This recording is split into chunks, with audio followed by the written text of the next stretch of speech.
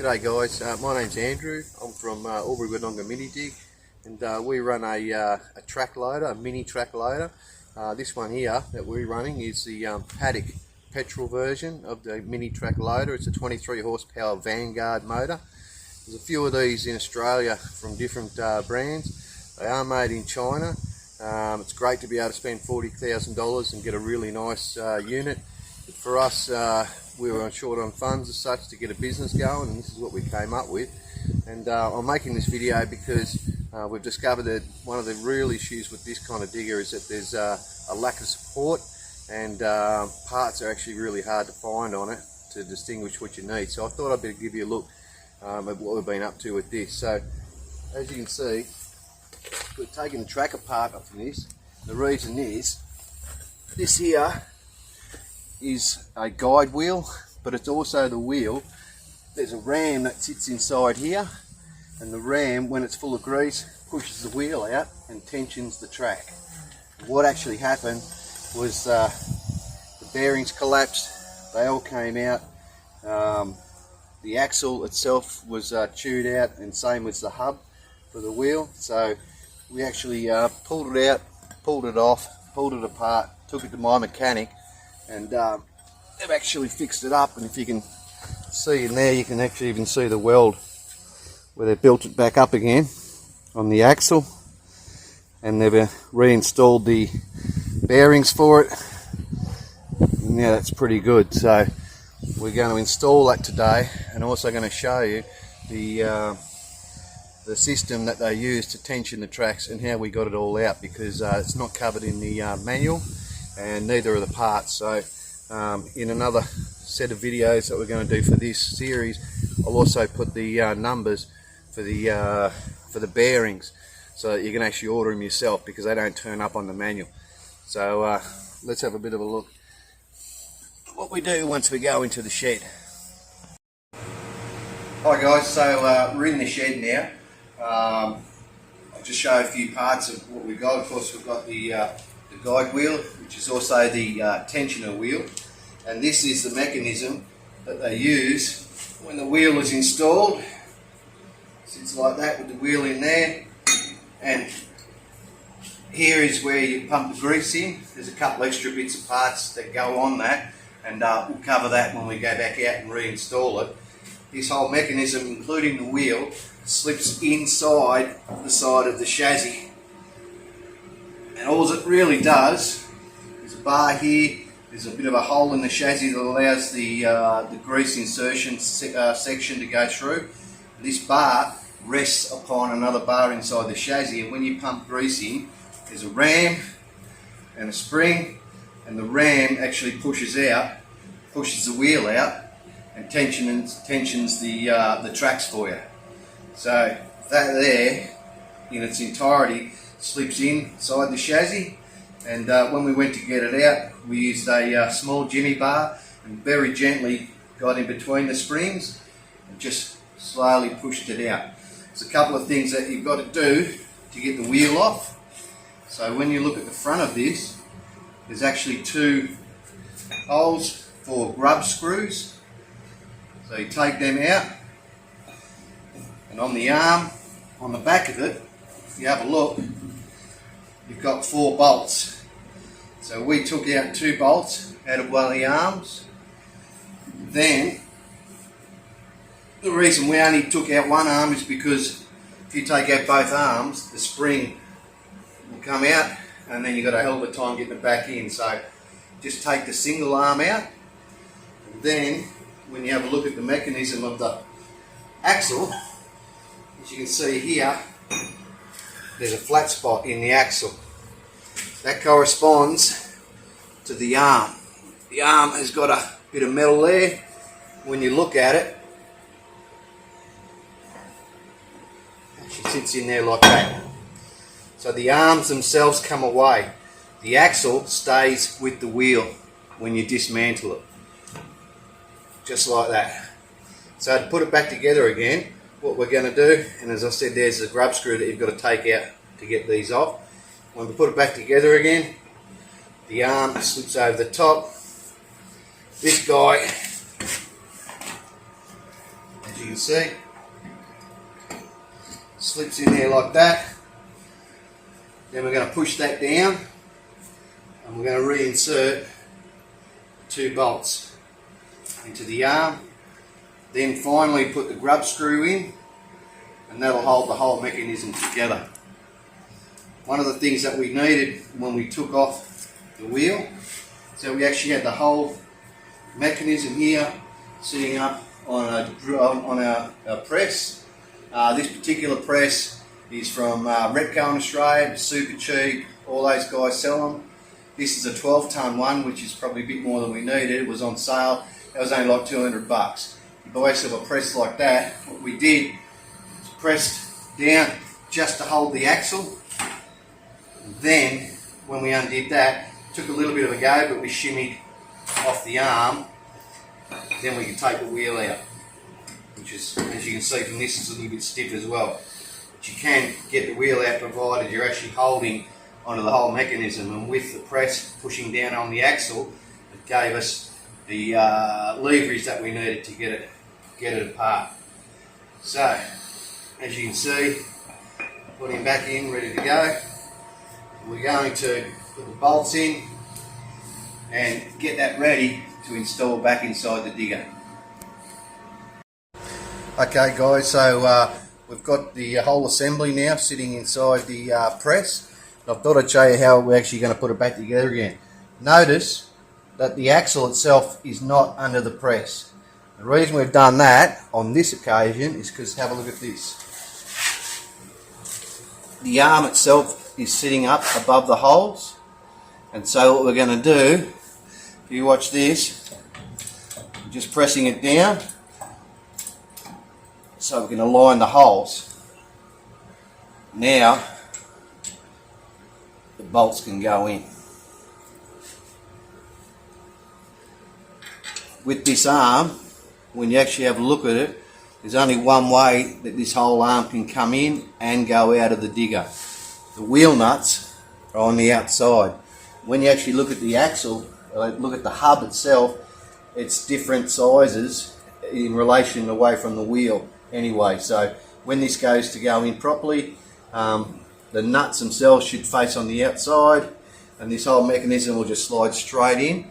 Once we've got that in, then from this end, from the grease insertion area, which we've actually taped off to stop dirt and crap getting inside of it, then we're going to reinstall the grease installation section, and I'll show you a few things about that as well while we're going. Okay guys, so we're back at the digger again. We've got our mechanism fully installed. It's ready to go in. As I said before, when you have a look on the digger, the wheel nuts go on the outside. This whole thing then is going to slip right inside here. So there's a couple of things that we did before we started.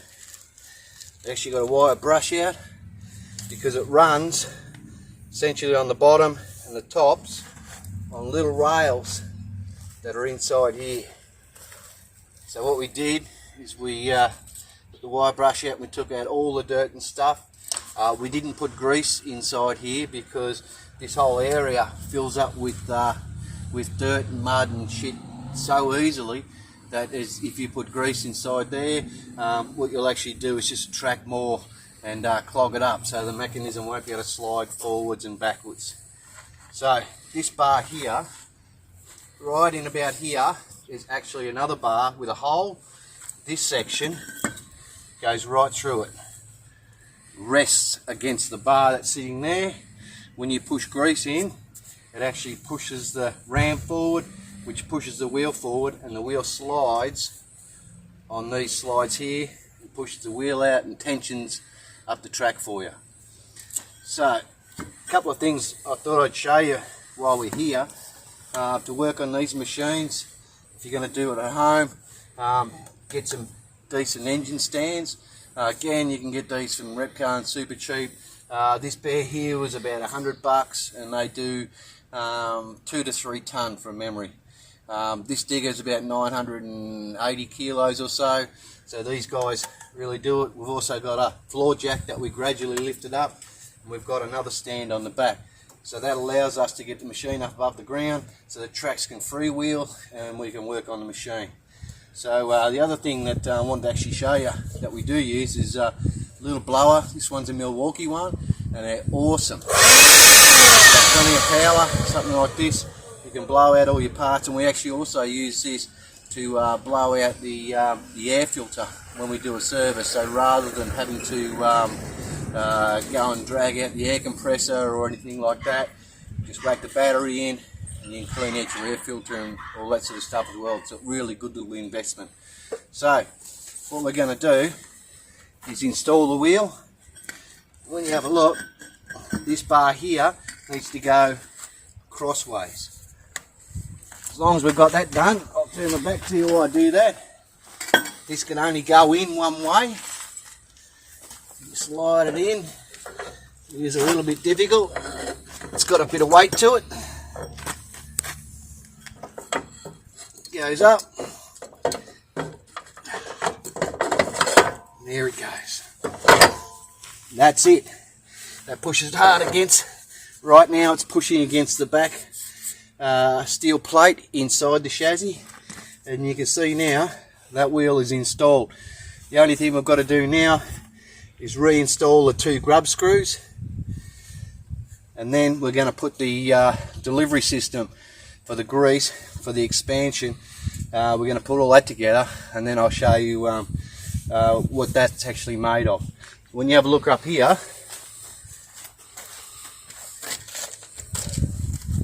this is where the grease is, and it sits up, and in there is where we actually connect the grease system, and they come out, and you end up with a little nipple on that. In between this section and the grease nipple, there's a return valve. When you release the pressure on the tracks, that's what you do, and I'll tell you what, we'll have a little look over here, because here's the various parts that connect onto it. That there is your return valve, which actually allows grease to go through the system. That connects to the very first, basically a right angle component. That is tapered, which I didn't know and discovered later. So the thread, it actually tapers out like that. So when we reinstall that, we're going to put some plumber's tape on it, so make sure it gets a good grip, because otherwise the grease, and what's already happened to us, under pressure the grease can come out from the sides, and then you lose the tension in your tracks. So this part goes in there. When you have a look, there's an outer casing that screws on like that, and we use sockets for both those. Get them nice and tight, and then finally on the outside, which is what you see when you're looking at the digger, the grease nipple goes on. So you got your non-return valve, you've got a casing, then you've got your grease nipple. That screws into there. So this looks like it's got a little bit further to come in, and it'll generally sit about the middle. So once we push that wheel a bit further in and do a bit of a jiggle, it'll end up there, and then of course you've just got a final casing over that. So once that's done, then we're going to reinstall the tracks, and we'll have a bit of a look at that when we do it. So one of the things that's important when you install the ram is, can you see straight through into it? When you get close enough, you'll actually see the rams properly through the hole. Yep. So what happens is that the right angle now is basically right in the centre of the access hole on the chassis. Okay guys, so this is the next section about how we're going to put the tracks back on. It's a brand new track. You've also got to make sure that your grips are going the right way, and we found the easiest way to get the track on and off is to start up at the guide wheel at the front of the machine. Once we jimmy that off, you've actually already loosened the, taken out the non-return valve, you can see in there, which allows all the grease to come out, which allows the ram to come back, so the wheel is as close as you can get to the main drive wheel down here. So what we did then is we first installed the track on the main drive wheel. Then we jimmied it using a little bar to get it sitting just in front of the guide wheel now, so it's sitting there ready to go. As I've already said, we've got that little digger up on stands, and that allows us then, we're going to get a jimmy bar and we're going to gradually push it over and lift it up on top of the wheel. Once we've got it on top of the wheel, we'll gradually run it so it sits over the top. So we're actually going to go forwards. So we're going to start the digger up.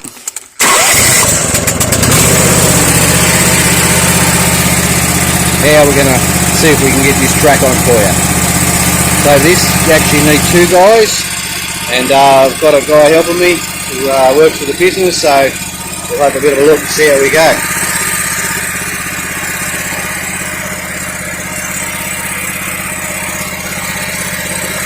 For this, you've got to be very careful. So I'm actually sitting on one of the controls, and I'll gently, slowly drive it forward.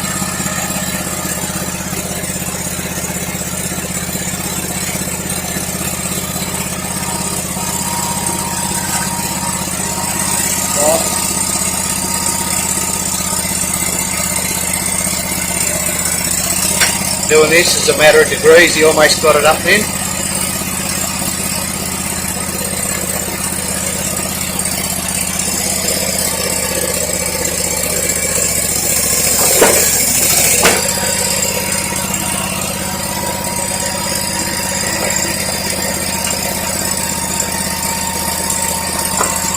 Now he's going to push it across with his leg.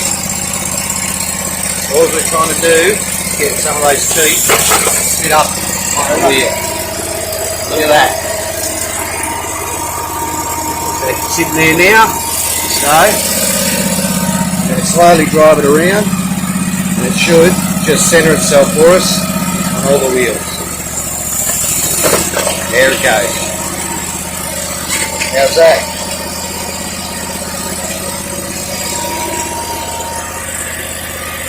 Just reinstalled the track. So when you go to take the track off, it's actually pretty much the exact opposite to what we did. You can see that a lot of grease has come out of the system, so we're going to wipe that away before I reinstall it. So to get the track off, take the whole thing apart, including the non-return valve, which lets the grease come out. Then once you've taken that off, the wheel will slide in. Normally we stand on that track to push it down, which will bring the ram in. Once the ram's been brought in and the wheel is as close as you can get it and the track is loose, then we get a jimmy bar and we start lifting it up over this wheel, and we put a block of wood here and then gradually push it over while we slowly turn it. Once that's done, then all you have to do is swing the track out and you can get it off the drive wheel. Hi guys, so we've got our track on the digger now. As you can see, it's very loose, and now we're going to reinstall the grease insertion system. As I said before, this is the non-return valve. That goes into the right angle knuckle. That is the only thing that's left back on that ram system when we took it apart. So that allows us to get it back out and get it back in.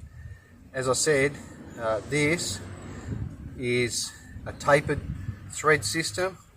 So one of the things that you've got to do is put a bit of tape around the thread. Oop, wasn't very professional. Got our tape around the thread. Got our socket. Now we're going to reinstall it.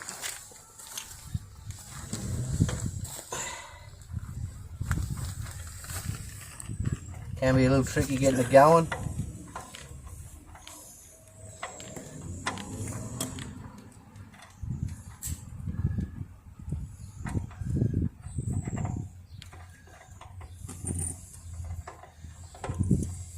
One of the things you don't want to do is not have the thread in there properly, otherwise you'll strip it and then you're in real trouble. It's in there pretty good now.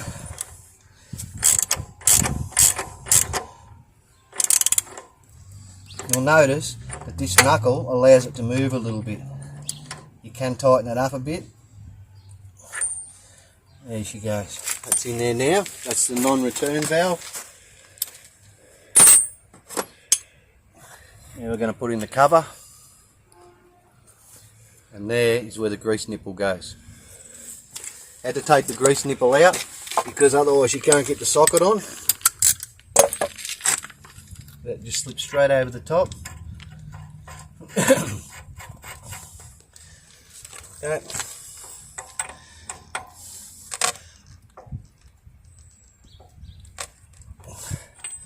It's nice and tight. Now all we're going to do, put the grease nipple on.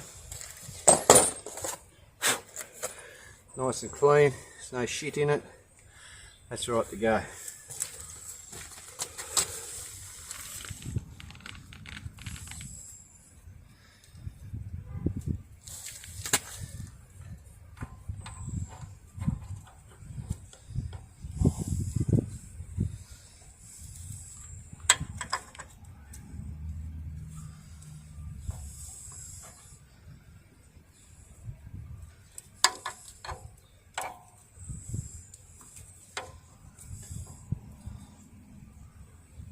It doesn't have to be mega tight because there's a non-return valve inside that's holding the grease from coming back out. All that is an injection system. What I'm going to do now, I'm going to whack some grease in, and you can actually see the tracks start to tension out as the ram fills the grease, pushes this wheel out, brings those tracks back up.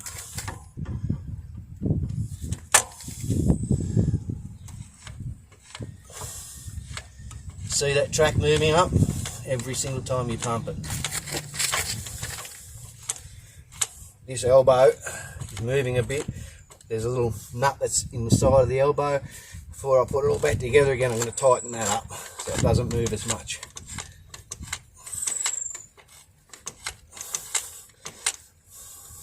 One thing they do cover in the manual is how tight it is. You want to be able to touch that bottom bar there, but you also want it to be fairly firm when you do it. That'll stop the track coming off. Starting to get some pressure in the grease now. That's pretty good actually. I'm fairly light. I can just touch it, so that's good. So let's have a look. I'll start the digger back up. We'll clean it up in a minute.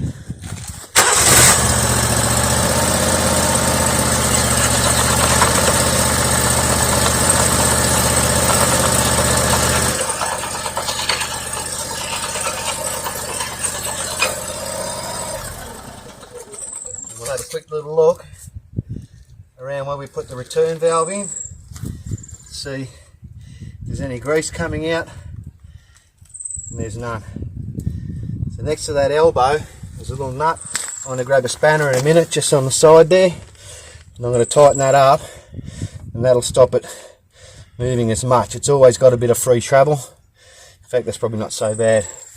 Little cover on top, and we're finished. So we've taken the front tension wheel off.